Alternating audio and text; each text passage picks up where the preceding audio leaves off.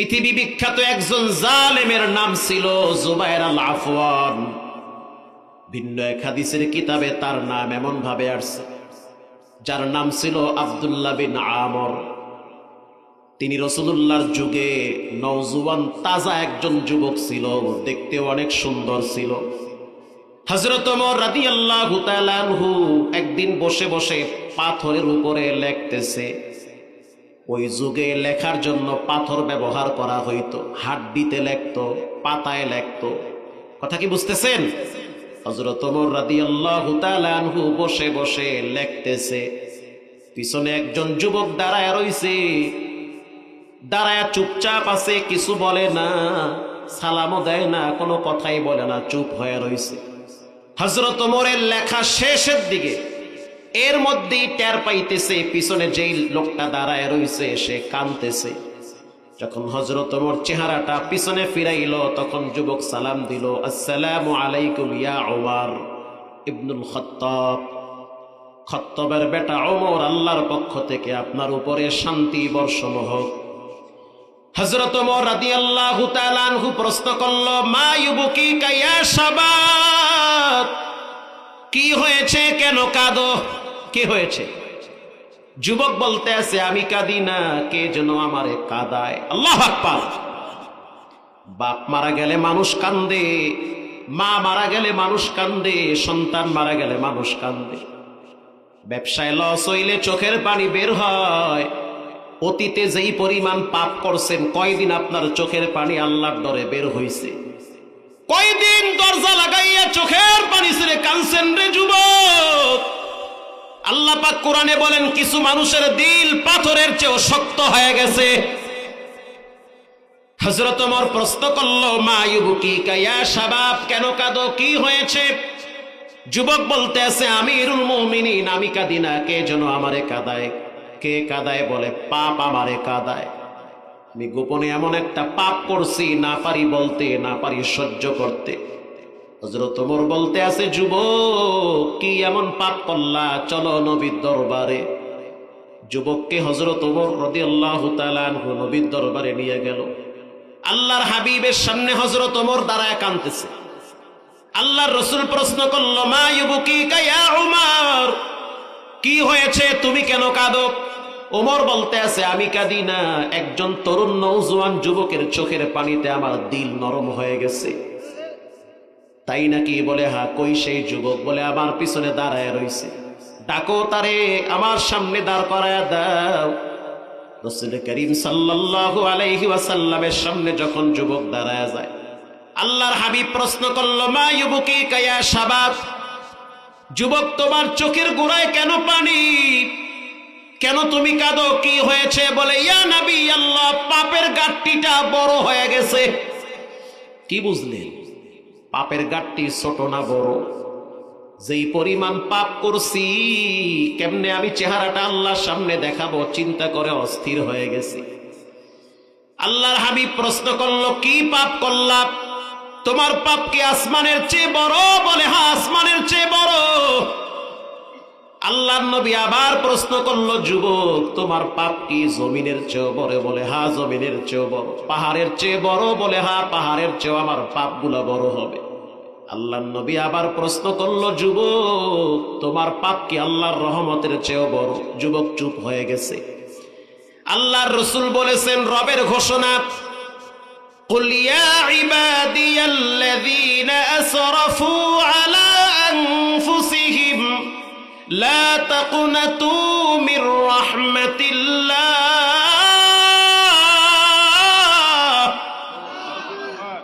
যত অপরাধ করো, রবের রহমত থেকে চলে যেও না।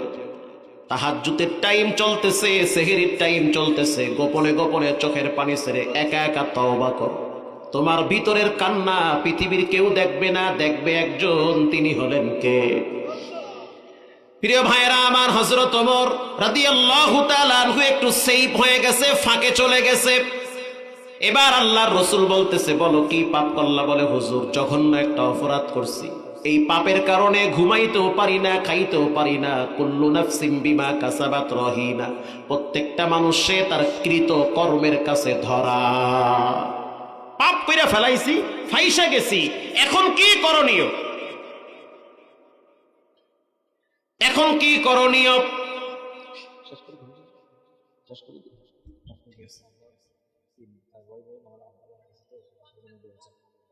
প্রিয় ভাইয়েরা আমার, বলতেছি রাখেন, প্রিয় ভাইয়েরা আমার, প্রিয় ভাইয়েরা আমার, কষ্ট হইতেছে আপনাদের? এই যে প্রিয় ভাইয়েরা আমার, আল্লাহর হাবিব যখন বলল কি এমন পাপ করলা, যুবক বলল হুজুর আমার একটা গোপন অপরাধ ছিল, পৃথিবীর কেউ দেখে নাই, দেখেছেন কে? আল্লাহ দেখছে, আল্লাহ জানে, ফেরেশতারা সাক্ষী, মাটি সাক্ষী, আসমান জমিন সাক্ষী, কিন্তু এই পাপটা কইরা ফেলাইছি, এখন আমি করণীয় কি, আমার কি করব আমি?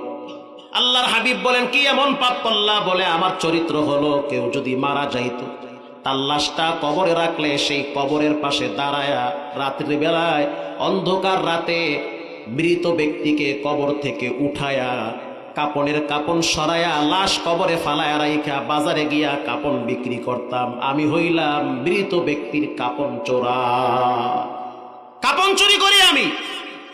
আল্লাহর হাবিব বলল তওবা করো। আল্লাহু আকবার বলেন, তওবা করো। এবার যুবক বলতে আছে ইয়া নবী আল্লাহ, শুধু এতটুকু না, আরো জঘন্য অপরাধ করছি। কি করলাম? ঘটনাক্রমে একদিন যখন আমি শুনলাম মদিনার একজন আনসারী সুন্দরী নারীর মৃত্যু হয়েছে, লাশ দাফন হইল, রাত্রিবেলা অন্ধকার রাত, চলে গেলাম সেই কবরের কিনারায়, মাটি খনন কইরা মৃত সেই নারীর লাশ উপরে উঠাইলাম। উঠানোর পর আমি কাপনের কাপন সরাইলাম, দেহ থেকে যখন বস্ত্রকে আলাদা করে ফেলেছি, শয়তান আমার দিলের ভিতরে কুবাসনা জাগ্রত করেছে। আমি ওই মৃত নারীর সাথে জেনা করছি। জেনা কইরা যখন আমি আসতেছিলাম, আল্লাহর কুদরতে মেয়েটার জবান আল্লাহ খুলে দিয়েছে। মেয়েটা বলতে আছে যুবক কি এমন জঘন্য পাপ করলি? নিজে তো নাপাক করলি, আমারেও তো নাপাক বানাইলি। আল্লাহর আদালতে কেমনে দাঁড়াবি? আজ না হয় কাল এই মাটির নিচে তোমাকে আসতে হবে। তাকায়া দেখো ডানে বামে তোমার কত আত্মীয় স্বজনের কবর পড়ে আছে। আল্লাহর আযাব বড় শক্ত আযাব। আও হুফরাতুম মিন হুফারিন নার, কবর কারো জন্য জাহান্নামের গর্ত, কারো জন্য জান্নাতের বাগান। আল্লাহু আকবার। কবরের আযাব সত্য।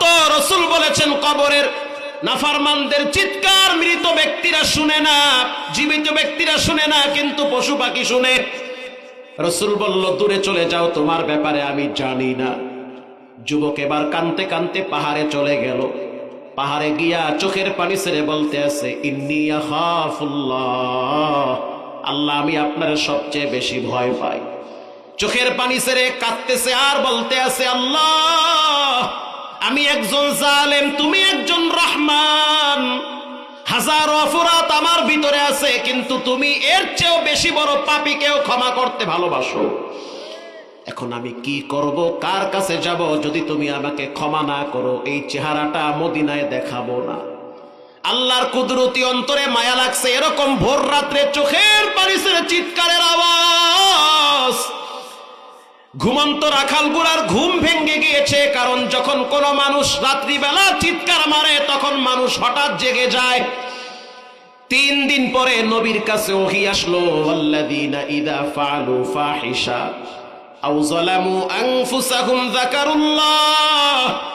নবী আপনি জানায়া দেন, কেউ যদি জঘন্য অপরাধ করার পরে যাকারুল্লাহ, আল্লাহরে স্মরণ করে, আল্লাহ তাআলা তার জঘন্যতম অপরাধগুলোও ক্ষমা করে দেয়।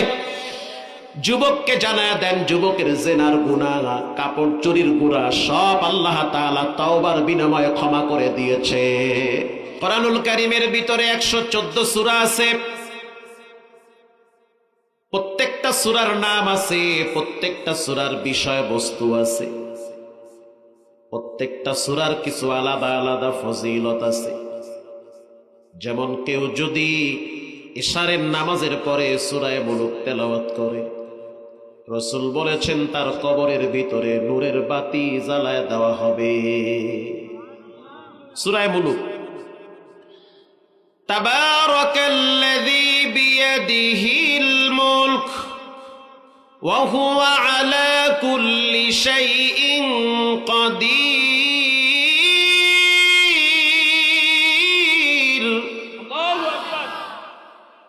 সূরা মুলুক যারা তেলাওয়াত করে কিয়ামতের ময়দানে সূরা মুলুক তার পক্ষে সুপারিশ করে জান্নাতের গেটে দাঁড় করায়া দিবে।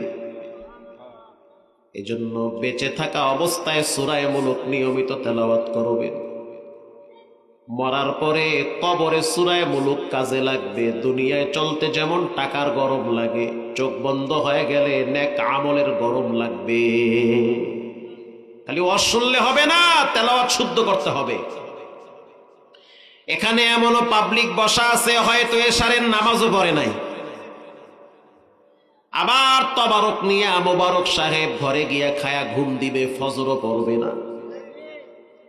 আবার দেখবেন এমনও শ্রোতা আছে বয়ান শুই না যাওয়ার সময় বলবে চমৎকার বয়ান, এক টানে আতাই কুলা আর এক টানে হলো সাথিয়া, টান আর টান সেই বক্তা। টুফি খোল বিড়ি আর একটা ধরা। কথা আস্তে কন না জোরে কন, এটাও বলে ঠিক, আসলেই তো ঠিক কথা।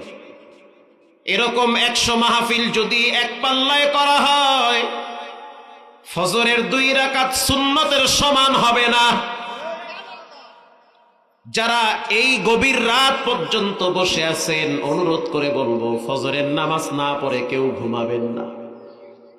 যদি ফজর না পইরা ঘুমান তাহলে রেখে রাখবেন, সবাইকে ফাঁকি দিলেও রবকে ফাঁকি দেওয়া যায় না। এমন জায়গায় চিপায় ফালায়া শাস্তি দিবে, নীরবে কাঁদবেন আর বুঝবেন পাপের শাস্তি শুরু হইছে। আল্লাহর ধরা শক্ত ধরা, আল্লাহরে ফাঁকি দিয়েন না। ফাঁকি তো দিতে পারবেন না, নিজেরই ফাঁকি দিতেছে। কোরআনুল কারীমের ভিতরে 114 সূরার অন্যতম একটি সূরার নাম হলো সূরা কাউসার। ইন্না আ'তাইনাকাল কাউসার ফাসাল্লি লিরাব্বিকা ওয়ানহার ইন্না শানিআকা হুয়াল আবতার। আল্লাহু আকবার বলেন। জালালউদ্দিন সুয়ুতি তাফসীরের কিতাবে লিখেছেন, যে ব্যক্তি প্রতি রাতে 100 বার সূরা কাউসার তেলাওয়াত করবে, রব্বুল আলামিন মৃত্যুর আগের দিন হলেও রাসূলের সাথে স্বপ্নে সাক্ষাৎ করায়া দিবে। এই সূরাটাকে বলা হয় শানে রাসূল। রাসূলুল্লাহর শানে, তার মর্যাদাকে বাড়ায় দেওয়ার জন্য আল্লাহ এই সূরাকে নাজিল করেছেন। কোরআন এমন একটা কিতাব, দেখলেও সওয়াব, ধরলেও সওয়াব, দূর থেকে ভালোবাসলেও সওয়াব। পড়তে পারেন না, যদি তাকায়াও থাকেন তাহলেও নেকি জমা হয়ে যাবে। 3টা জিনিসের দিকে তাকাইলে বান্দার আমলনামায় নেকি জমা হয়। 1 নম্বরে কেউ যদি বাইতুল্লাহর দিকে তাকায়া থাকে আর যদি বলে এটা আল্লাহর ঘর, খানায় কাবা, এই ঘরটা নির্মাণ করেছেন ইব্রাহিম আলাইহিস সালাতু ওয়াস সালাম, এই ঘরের ভিতরে 2টা পাথর আছে, 2টা পাথরই হলো জান্নাতের পাথর। সুবহানাল্লাহ, বাইতে গিয়ে কইেন। একটার নাম হলো মাকামে ইব্রাহিম। হাজী সাহেব যারা আছেন তারা দেখছেন গ্লাসের ভিতরে আটকানো মাকামে ইব্রাহিম। ওখানের ওই পাথরের দিকে যদি তাকান দেখবেন ইব্রাহিম নবীর পায়ের চিহ্ন এখনো লেগে আছে। সরাসরি ডাইরেক্ট জান্নাত থেকে মাকামে ইব্রাহিম আসছে। সারা পৃথিবীর ভিতরে সরাসরি ডাইরেক্ট জান্নাত থেকে আসা 2টা জিনিস, 2টাই পাথর এখনো পৃথিবীতে আছে। এই 2টা পাথর বাইতুল্লাহ আছে। আর একটার নাম হলো হজরে আসওয়াদ। সারা পৃথিবীর মানুষের আকর্ষণ হলো হজরে আসওয়াদকে চুমা দিবে। কেউ যদি চুমা দেয় তার গুনাহগুলা রব্বুল আলামিন জরায়া ফালায়া দেয়। মানুষ পাপ করে করে ক্লান্ত হয়, রব্বে কারীম ক্ষমা করতে করতে ক্লান্ত হয় না। যেহেতু গভীর রাত, দিল থেকে বলি জীবনে অনেক পাপ করে ক্লান্ত হয়ে গেছে। মাঝে মাঝে কবরস্থানে গিয়া মৃত ব্যক্তিদের পাশে দাঁড়ায় চিন্তা করবেন, তাদের হুঙ্কারে, তাদের নামে ডাকে পুরা এলাকা কাঁপতো। এখন তারা কবরে পড়ে আছে, কোনো সাউন্ড হয় না। সাউন্ড হয়, কোনো খবরই নাই তাদের।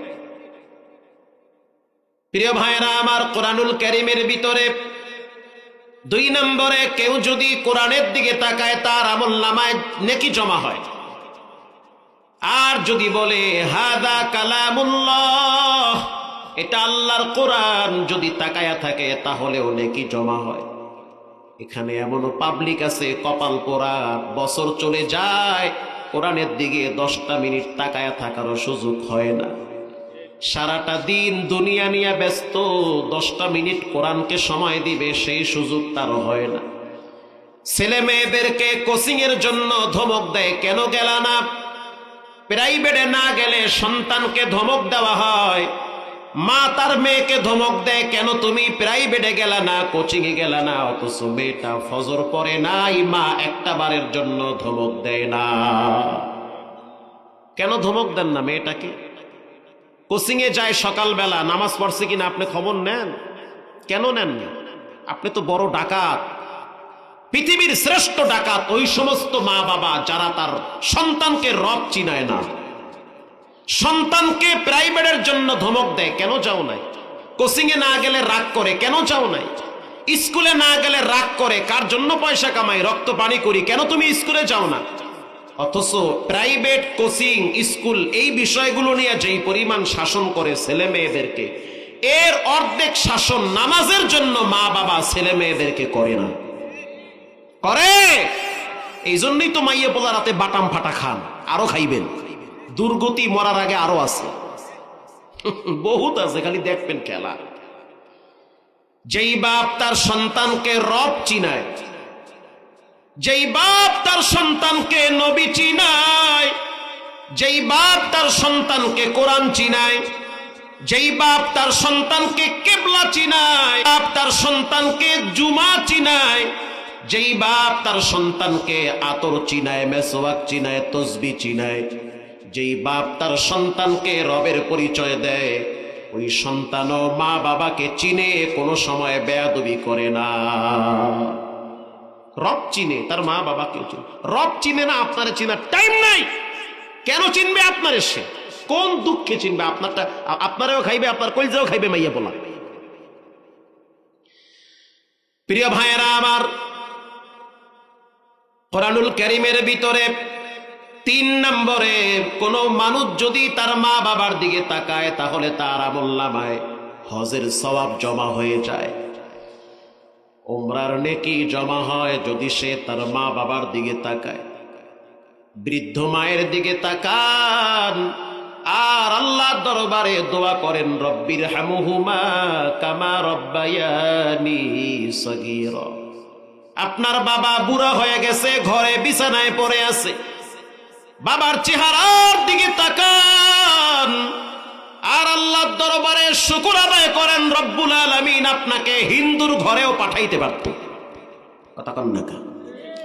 মুসলমান বাবার ঘরে পাঠাইছে, মুসলিমা নারীর ঘরে, মায়ের ঘরে পাঠাইছে। বাবাও মুসলমান, মাও মুসলমান। এজন্য রবের দরবারে শুকরিয়া আদায় করবেন যে রব্বুল আলামিন চাইলে খ্রিস্টানের ঘরে পাঠাইতে পারতেন, হিন্দুর ঘরে পাঠাইতে পারতেন, ব্রাহ্মণের ঘরে পাঠাইতে পারতেন, কিন্তু এমন মা বাবার ঘরে পাঠাইছেন জন্মের পরে দেখি মা যায় নামাজে সেজদায় পড়ে থাকে। আল্লাহু আকবার। এমন বাবার ঔরসে পাঠাইছেন, জন্মের পরে দেখি বাবায় প্রতিদিন 5 ওয়াক্ত নামাজে মসজিদে যায়। মা বাবা যেটা করে সন্তান দেখে দেখে ওটা শিখে। যেই মা সন্তান পেটে নিয়ে কিরণমালা জি বাংলা দেখে, ওই সন্তান দুনিয়াতে আসার পরে 24 ঘন্টার ভিতরে 15 ঘন্টা পাবজি আর ফ্রি ফায়ার নিয়ে ব্যস্ত থাকে। এজন্য সাবধান। গাছ যদি ভালো হয় ফল ভালো হওয়ার আশা করা যায়।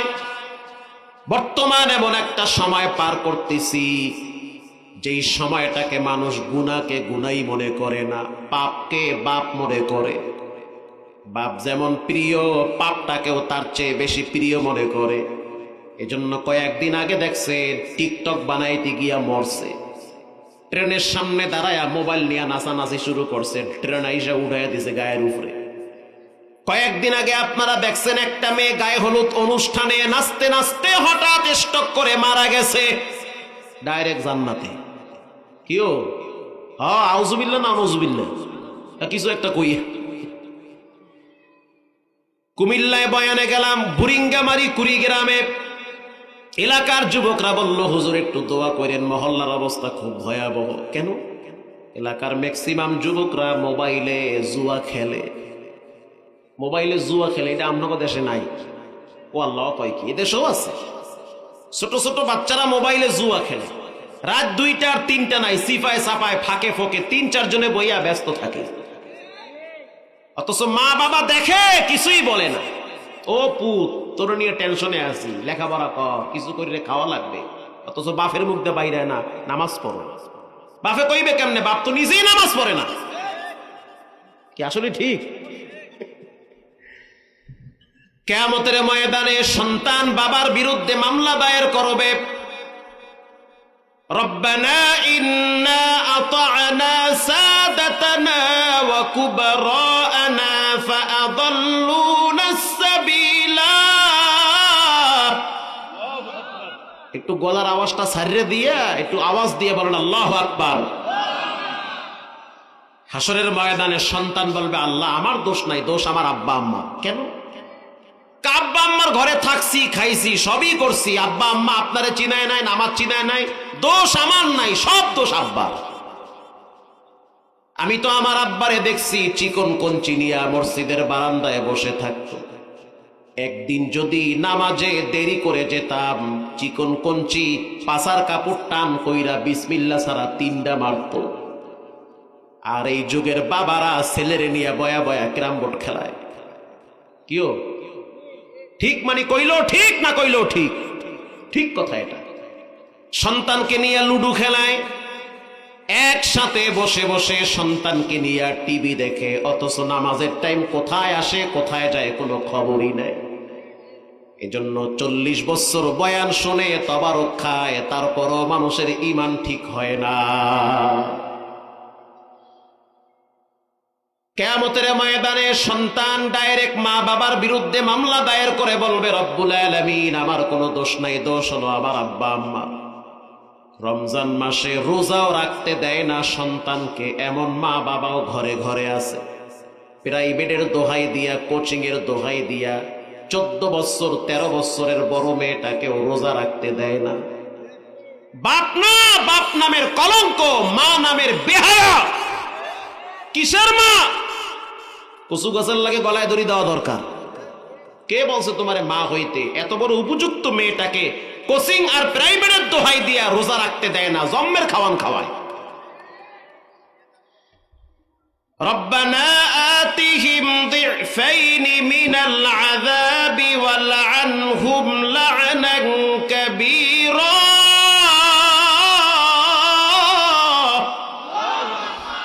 আল্লাহ আমার দোষ নাই, আব্বা আম্মার দোষ, এদেরকে ডাবল আযাব দেয়। আই হাই, কয় কি? সূরা আহজাব 22 নম্বর পারায় 6 নম্বর পৃষ্ঠা খুলেন লেখা আছে। কোরআন যদি সত্য হয়, কথাগুলোও সত্য। আল্লাহর কথা বিন্দু থেকে বিন্দু পরিমাণ সন্দেহ করার কোনো অবকাশ আছে? লা তাবদীলা লিকালিমাতিল্লাহ। পৃথিবীর মানুষ সকালে একটা বলে, বিকালে আর একটা বলে, কথার ভিতরে ঘোজা মিল আছে না নাই? কিন্তু আল্লাহর কথার ভিতরে বিন্দু থেকে বিন্দু পরিমাণ কোনো ভেজাল আছে? এজন্য সন্তানের হক আদায় করেন।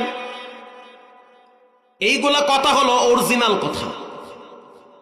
আজ সমাজের ভিতরে একটি স্লোগান হয়, দেশ বাঁচাও সমাজ বাঁচাও।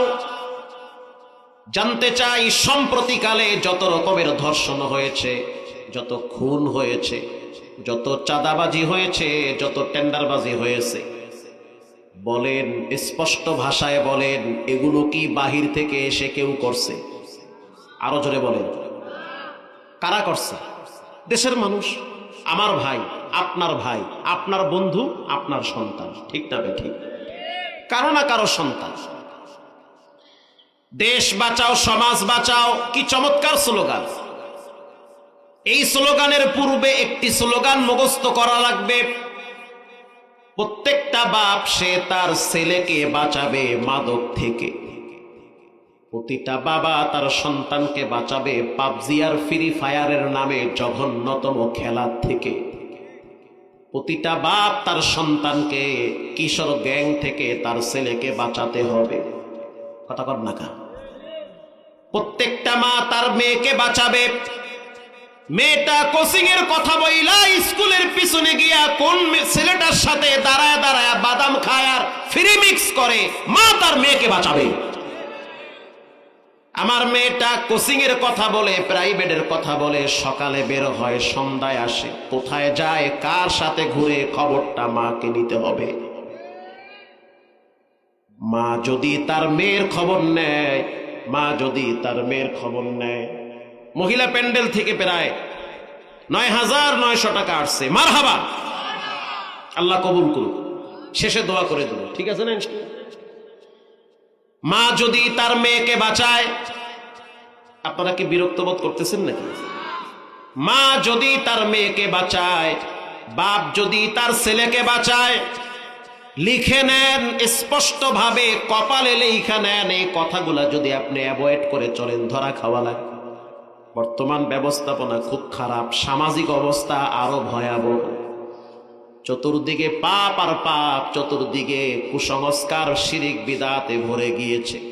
ছেলে মেয়েরা দিন দিন নষ্ট হয়ে যাচ্ছে, আদব কায়দা ভদ্রতা ছেলে মেয়েদের ভিতরে বর্তমান পাওয়া যায় না। মা যদি মেয়েকে বাঁচায়, এই যে মা যদি মেয়েকে বাঁচায়, বাপ যদি ছেলেকে বাঁচায়, ছেলেটাও বাঁচবে, মেয়েটাও বাঁচবে, বাপ বাঁচবে, মা বাঁচবে, সমাজ বাঁচবে, দেশটাও বেঁচে যাবে। কথা ঠিক না ভাই? প্রতিটা মা বাবা সে তার ছেলে মেয়েকে বাঁচাবে, দেশ বাঁচবে, ঘরও বাঁচবে। এই তো কয়েকদিন আগে দেখছেন নওগাঁর ছেলে বরিশালের মেয়ে, মাত্র 11 বছর বয়স, মায়ের হসপিটালে রাইখা মেয়েটা আর একটা ছেলের সাথে ঘুরতে গেছে। সাংবাদিক বলল শিশু হারায় গেছে। 3 দিন পরে শুনলাম শিশু আবার কেমনে আর একজনের সাথে হানিমুনে যায়, সে আবার শিশু হয় কেমনে? মেয়েটা বলতে আছে, আমার বয়স যখন 9 বছর তখন থেকে আমি টিকটকে নাচানাচি করি। তার মানে 9 বছর বয়সে মাইয়াটা পাইকে গেছে। কথা কন না কা? আরো আগেই পাইকে গেছে, আপনার লেদা মাইয়া পাইকে গেছে, আগে খবর নাই। ওই যে বড় মোবাইল দিয়েছেন না, ও মাঝে মাঝে হিজরতে যায়, আপনার খবর থাকে না। আপনি তো মসজিদে গিয়ে আল্লাহ আল্লাহ জিকির করেন। আর একজনের গীবত করতে না পারলে আপনার পেটের ভাতও জমায় না। চার দোকানে বইয়া মাশাআল্লাহ আর একজনের গীবত করতে খুব মজা লাগে। অমুকের ছেলে খারাপ, অমুকের মেয়ে ভালো না, অমুকের বউ, দেশ শেষ। দেশও ধ্বংস হয় নাই, অমুকের ছেলে মেয়েও নষ্ট হয় নাই, আপনি নিজে নষ্ট হয়েছেন। জি, রাসূল বলেছেন, বুখারীর হাদিস, কেউ যদি বলে সব শেষ, সে নিজে শেষ। আপনি আপনার ঘর সামাল দেন, আপনার স্ত্রীকে কন্ট্রোলে নেন, আপনার মেয়েটাকে কন্ট্রোলে নেন, আপনার ছেলেটা 13টা মাইয়ারে ঘুরায়, খবর নেন। এই খবর আগে আপনাকে নিতে হবে, জবাবদিহি আপনাকে করা লাগবে। ছেলে ফাঁসলে আপনার ইজ্জত থাকবে না, মেয়েটা ধরা খাইলে মায়ের সম্মান থাকবে না, বাপ মসজিদে চেহারা নিয়ে যাইতে পারবে না।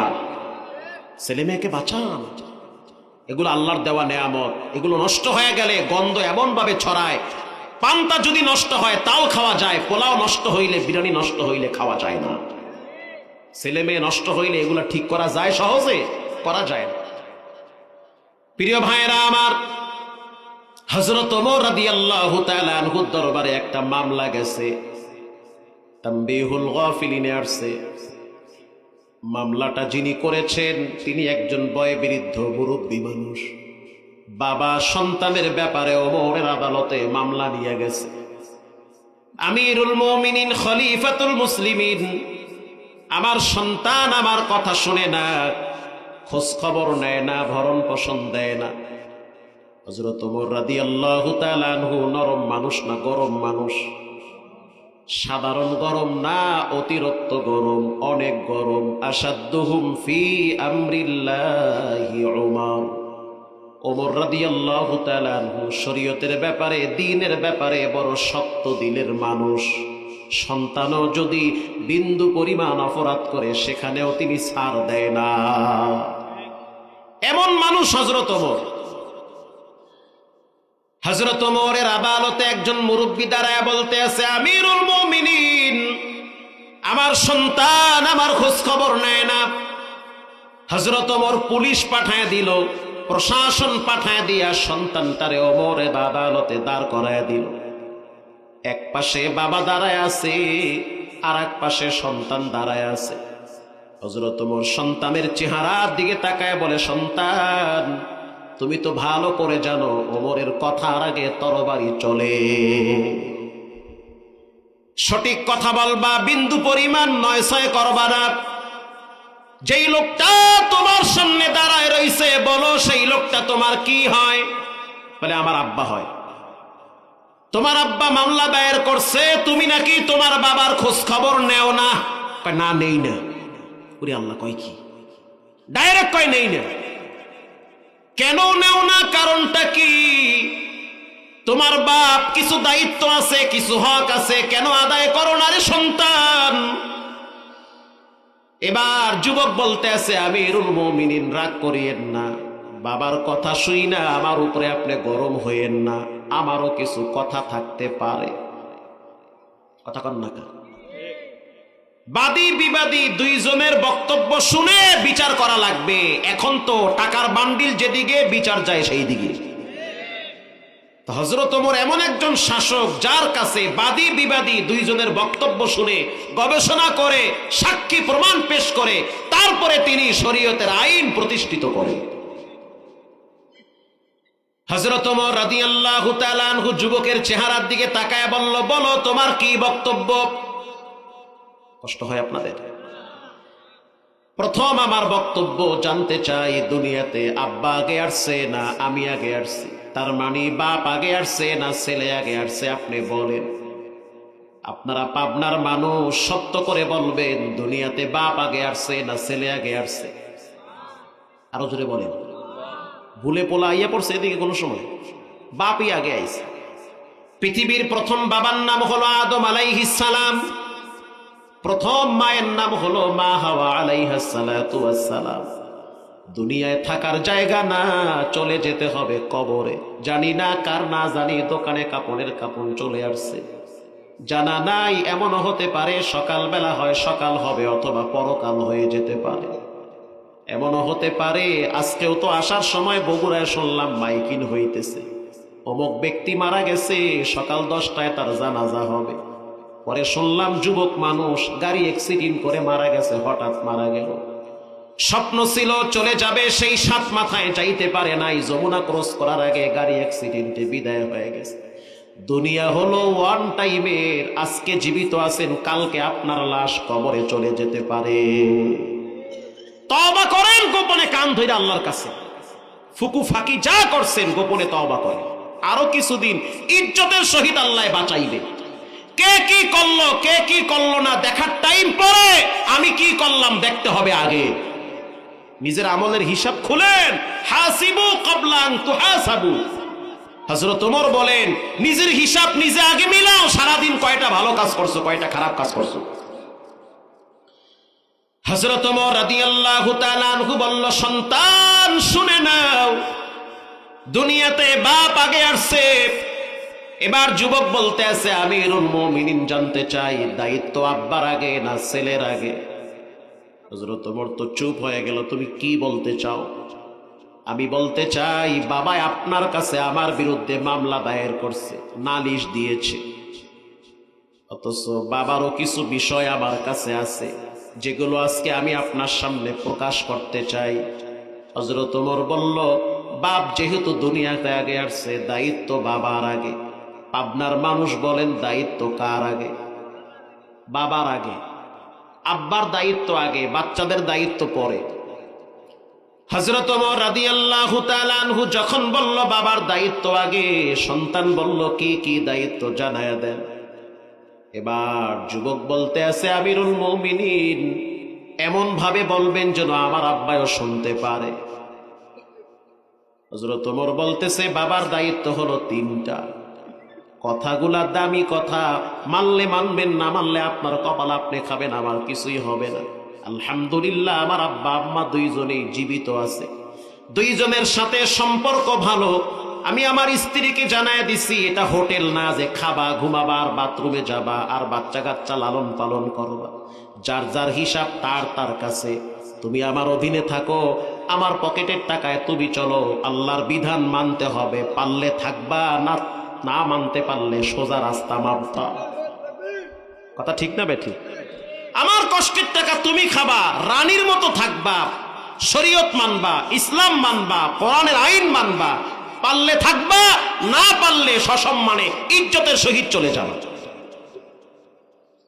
সন্তানদেরকে জানায় দিছি, খবরদার খবরদার, যেই রব তোমাদেরকে আমার কাছে আমানত দিয়েছে, যথাযথ তার হক আদায় করা লাগবে। আল্লাহর হুকুম মানবা, সম্মান পাবা, থাকা খাওয়ার জায়গা পাবা। রবের হুকুম মানবা না, একটা কষ্টের টাকা তোমাদের পিছনে ব্যয় করতে চাই না। কারণ স্ত্রীর ব্যাপারে স্বামীকে কিয়ামতের ময়দানে আসামির কাঠগড়ায় দাঁড় করায় রাখবেন কে? সন্তানের ব্যাপারে রব্বুল আলামিন আল্লাহর আদালতে তার বাবাকে দাঁড় করায় রাখবে। রাসূল বলেছেন, আলা কুল্লুকুম রাঈন, প্রত্যেকটা মানুষ দায়িত্বশীল। আলা কুল্লুকুম রাঈন, প্রত্যেকটা মানুষ দায়িত্বশীল। যারা বসা আছেন সবাই দায়িত্বশীল। অকুল্লুকুম মাসউলুন আন রাইয়াতিহি, তার অধীনস্থ সম্পর্কে তাকে প্রশ্ন করা হবে। তার মানে আপনার অধীনে আপনার ছেলে, আপনার মেয়ে, আপনার স্ত্রী, প্রশ্ন জবাবদিহি আপনাকেই করা লাগবে। কথা কন না কা?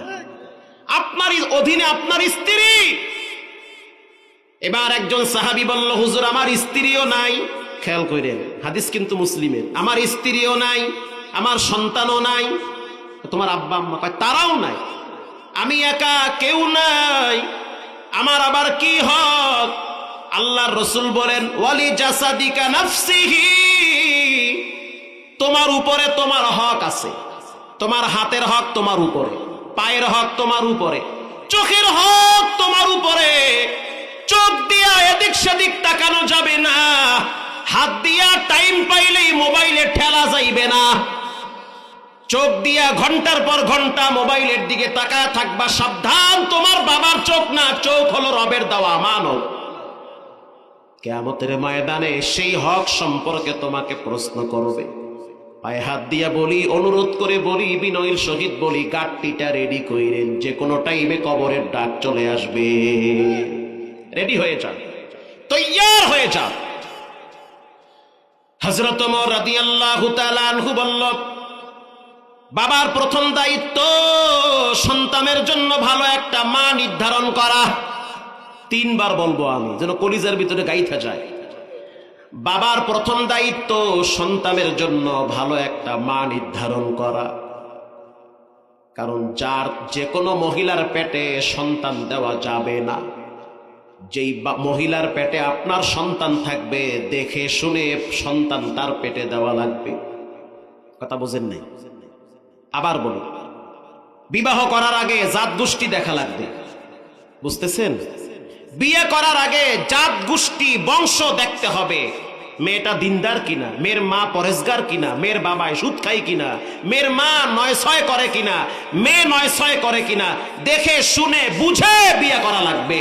এদিক সেদিক দিয়ে দৌড় মারলে হবে না। এটাই হযরত ওমর বলছে, সহজে যে কোনো মহিলার পেটে বাচ্চা দিলে হবে না। কারণ তুমি আর তোমার স্ত্রী দুইজনে দুই দিকে যাইতে পারো, তোমার বাচ্চাটার ভবিষ্যৎ আছে। কথা ঠিক না বেঠিক? বাচ্চার চিন্তা তোমার করা লাগবে, যে আমার বাচ্চা, আমি আমার আবেগের ঠেলা এক ম্যাডাম রে নিয়ে আইলাম, ফট করে বাচ্চা লেগে গেছে। এই বাচ্চা তো আমার না, বাচ্চা তো আমার। এই বাচ্চার কারণে তো আমাকে অনেক জায়গায় ফেস হওয়া লাগবে, দুনিয়াতেও কবরেও। কথা ঠিক না বেঠিক? বাচ্চা, আপনি কি করবেন? আপনি আর আপনার স্ত্রী দুইজনে দুই দিকে গেলেন, বাচ্চা তো দুইজনের সমান। হযরত ওমর রাদিয়াল্লাহু তাআলা আনহু বলল, সন্তান, বাবার প্রথম দায়িত্ব সন্তানের জন্য ভালো একটা মা নির্ধারণ করা। এবার যুবক বলতেছে, আমিরুল মুমিনিন, জন্মের পর থেকে আজ পর্যন্ত আমি অনেক মানুষের কথা আমি শুনছি, কিছুই বলি নাই, হজম করছি, ধৈর্য ধরছি। তার মানে কি? তার মানে হলো সহজ। আমার আব্বাকে বলেন আমার নানার বাড়িটা কোথায়, আমার মায়েরে কেমনে বিয়ে করছে, বাবারে বলেন। খাপের খাপ মন্তাজের বাপ লাগিয়া গেছে এবার জাগা মতো। যৌবনকালে আকাম করবা, বুড়াকালে ধরা খাবা। জি, ইজ্জত লয়ে কবরে যাওয়া যাইবে না, সাবধান। রক্ত গরম হইলে এদিক সেদিক নষ্টামি করা যাবে না। ছেলে মেয়ে বড় হবে, ইজ্জতের গোড়ায় পানি থাকবে না, এরাই খোটা দেবে বাপ খারাপ, নয় ছয় করছে, এলাকার সবাই জানে। হযরত ওমর রাদিয়াল্লাহু তাআলা আনহু বলল, বাবার প্রথম দায়িত্ব সন্তানের জন্য ভালো একটা মা নির্ধারণ করা। যুবক বলল, আব্বাকে বলেন আমার মাকে কোথা থেকে কেমনে আনছে, কেমনে বিয়ে করছে। আমার আব্বায় কেমনে বিয়ে করছে আমরা তো শুনছি না? কথা কন না, আপনি শোনেন না আপনার আব্বা কেমনে বিয়ে করছে? আমি কেমনে বিয়ে করছি আমার আশেপাশের মানুষগুলা জানে না? জানে তো। আমার আব্বা একজন কোরআনের হাফেজ, কুয়াকাটায় আমাদের বাড়ি। শুধু নরমাল হাফেজ না, এক দাঁড়ানে 30 পারা পড়তে পারে এমন ভালো মানের হাফেজ। আমরা 3টা ভাই, 13 জনই কোরআনের হাফেজ, 2টা বোন জামাই, 2 জনই হাফেজ। আলহামদুলিল্লাহ, লা ফখরা লাহু, কোনো ফখর নাই, কোনো অহংকার নাই। আমার মাকে যেদিন বিবাহ করেছে 30 পারা এক বৈঠকে তেলাওয়াত করে সবাইকে শোনায়া তারপরে বিবাহ করছে। এটা আমি গর্বের সহিত বলতে পারি। বাবায় কেমনে বিয়া করছে ইতিহাস তো আমার জানা আছে। সব ধামাচাপা দেওয়া যায়, সত্য কখনোই গোপন থাকে না। থাকে না। তুমি তো পাবজি নিয়ে ব্যস্ত, তোমার তো হুঁশই নাই। পাবজি খেলাইতে খেলাইতে রাস্তার মাঝখানে গিয়ে খাম্বার লাগে বাড়ি খাইছি। বাড়ি খাইয়া কয় হোয়াট ইজ দিস? আমি কই আর খাম্বা কই? খাম্বা ঠেলে আর কয় রাস্তার মাঝখানে সরকার খাম্বাটা কাটছে। খাম্বা কি রাস্তার মাঝখানে? না, ওর মাথা নষ্ট হয়েছে। মাথা নষ্ট হয়ে হেনে গেছে মাথা। আওয়ার সময় দেখলাম পুরা রাস্তায় এখানে ওখানে সিফায় সাফায় খালি মোবাইল, কি যে করে আল্লাহই জানে। হযরত ওমর রাদিয়াল্লাহু তাআলা আনহু বলতে আছে, সন্তান, তোমার আব্বাকে এবার আমি জিজ্ঞেস করি তোমার মায়েরে কোথা থেকে আনছে। এই মুরব্বী, বিয়ে করছো? কহ না করলে এটা ইজ করতে। বিবাহ যদি করে থাকো, এই যুবকের নানার বাড়ি কোথায়? এই যুবকের নানার বাড়ি কোথায়? আপনার নানার বাড়ি কোথায় আপনি জানেন না? জানেন না? আমার নানার বাড়ি কোথায় আমি জানি না? জানি তো, আপনি তো জানেন। বিয়া করছে শ্বশুর বাড়ি চিনে না। এ যেমন মগা, সুন্নত না মাইনা সুন্নি দাবি করে, এও তেমন মগা।